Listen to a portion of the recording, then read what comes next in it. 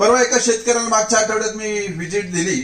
चिंचवडे नावाचा शेतकरी एकरी 109 टन पश्चिम पट्ट्यामध्ये उत्पादन निघत नाही, 25 टनाच्या पुढे उत्पादन निघत नाही, 109 टन ऊस काढला होता त्यांनी. पण त्यांनी 65 जाळलं होतं. पण 65 का जाळलं याचा अभ्यास केला तर त्यांनी मला प्रत्येक झाड नेऊन दाखवलं, आंब्याचं झाड नेऊन दाखवलं, ऊसाचं पीक नेऊन दाखवलं. सर 65 ठेवलं तर याला वाळवी लागते, याच्यावर उपाय काय?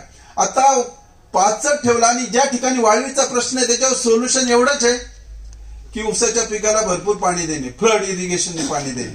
पण आपला स्ट्रेस मॅनेजमेंट आहे, अवर्षण आहे, पाणी आणायचं कुठून? मग अशा परिस्थितीमध्ये त्या पट्ट्यामध्ये 65 ठेवायचं नाही.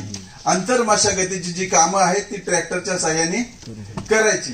अन्यथा जर 65 ठेवलं तर 65 मध्ये आहे तो सुद्धा ऊस वाळवीमुळे जाऊ शकतो. वाळवी प्रामुख्याने वारुळाच्या माध्यमातून असते, वारुळ ती उद्ध्वस्त करायला पाहिजे, त्यातली मादेवान काढलं पाहिजे, हे प्रकार आहे. पण हे शेतकऱ्याला सांगण्यापेक्षा त्या पट्ट्यामध्ये वाळवीपासून जर पिकाचं संरक्षण करायचं असेल तर मात्र त्या ठिकाणी 65 गोळा केलं पाहिजे. पुढे घ्या, पुढे घ्या. हा खोडकिडीचा प्रश्न आहे, हा एक आपल्याला खोडव्यामध्ये दिसतोय. पुढे घ्या. जर अशा प्रकारे जर ट्रॅप्स जर वापरले तर त्याचं कंट्रोल चांगल्या प्रकारे होतं.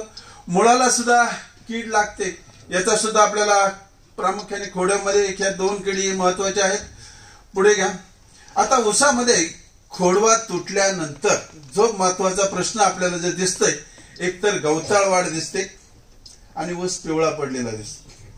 आता गवताळ वाढीसाठी उपाय आहे लागवडीच्या ऊसाला ट्रीटमेंट करणे. पण खोडवा झाला, खोडव्यात जर गवताळ वाढ झाली तर त्याची बेटं उपटून टाकणे.